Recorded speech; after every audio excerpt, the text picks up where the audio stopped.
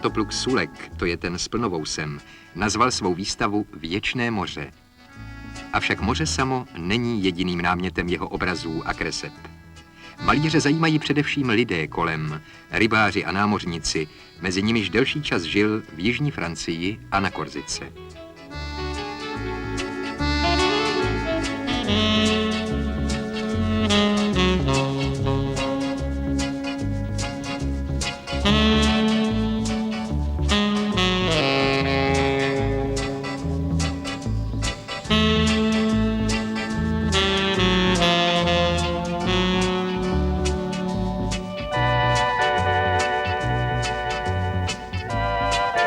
Svatopluk Sulek, letošní padesátník, který v letech 1947 až 1950 studoval v Paříži a který se rád vracel malovat francouzský jih, pracuje nyní na pražských motivech.